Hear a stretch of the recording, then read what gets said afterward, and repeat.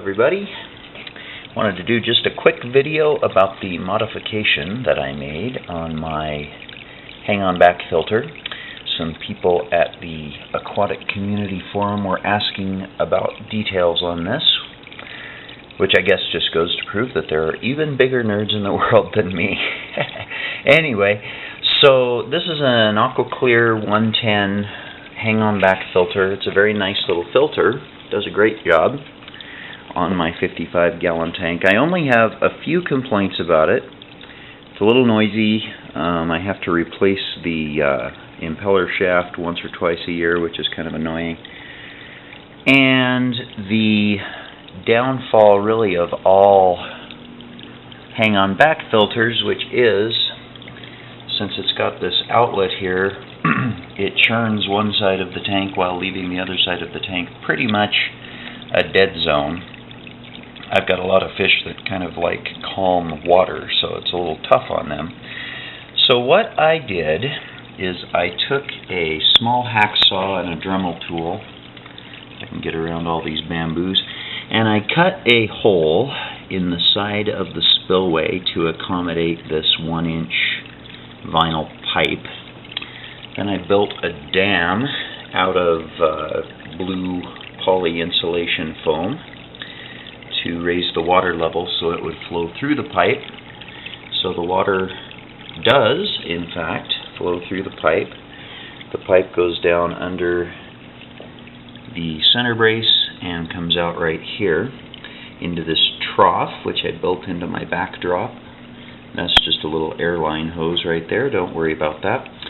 And even though the trough is actually, as you can hopefully see, below the aquarium's water line, the force of gravity, since the opening to the pipe is higher, the force of gravity actually is enough to shoot the water out at quite a good clip over here, which just makes a little bit more of an even flow throughout the tank. So it does more or less work the way I planned. Couple of problems. First of all, you can see there's quite a bit of overflow down the spillway, a little bit of leakage around here. I glued the daylights out of it over here to try to keep it from leaking out the back, which seems to be working. There's even some overflow back into the intake area, which I don't really like. In fact, it sounds like the motor's working pretty hard, probably because of all of this backflow into the intake area. Hopefully that'll work out okay.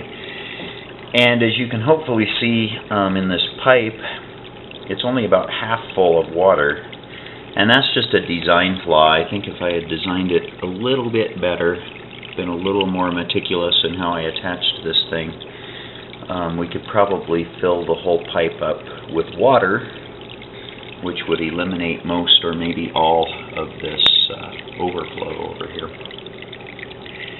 And at some point I might tear the thing apart and try to rebuild it and make it a little more efficient, or I might just save up and get myself a canister filter at some point, because that's what I really need. But for now, it is more or less doing what I want it to, and it isn't dumping water all over my floor, so we'll call that a success. Okay, fellow aquarium geeks, that's all for now. Stay tuned for the grand unveiling video of this tank build. In the meantime, thanks for watching, and have a great day.